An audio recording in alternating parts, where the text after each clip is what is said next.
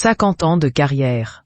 Voilà déjà un demi-siècle que Renaud a publié son premier album. C'est en effet en 1975 que son premier 33 tours, Amoureux de Paname, a débarqué dans les bacs. Le joli succès de ses premières chansons inaugurait alors une carrière placée sous le signe de la mélancolie, mais surtout de la contestation. À l'occasion de cet anniversaire, nos confrères du Parisien ont donné la parole à Emmanuel Marolle, responsable du service culture, pour répondre aux questions des lecteurs et des fans du chanteur, le 28 avril dernier. Plusieurs dizaines de Français ont interrogé le journaliste sur les secrets d'un artiste qui a sombré dans l'alcoolisme pendant plusieurs années.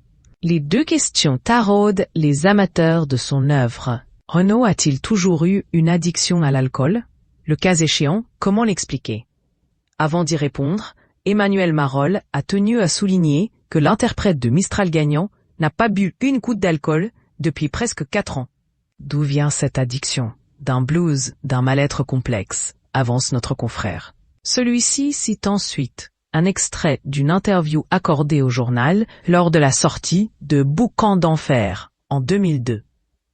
Une nostalgie de mes 20 ans.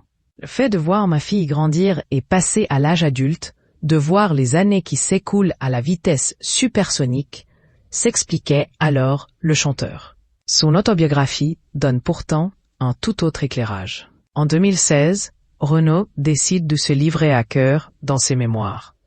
L'ouvrage, intitulé Comme un enfant perdu, retrace ses amours, ses tourments, sa révolte face aux injustices du monde. L'homme né Renaud Séchant souhaite comprendre la vie, et particulièrement sienne, grâce à cet exercice difficile. En cours de lecture, on découvre une raison possible à son alcoolisme.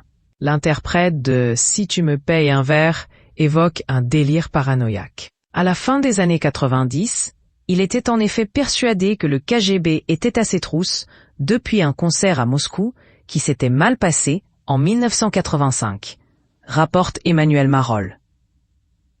Cette folle histoire est racontée plus en longueur dans un hors-série du Parisien paru le 23 avril dernier.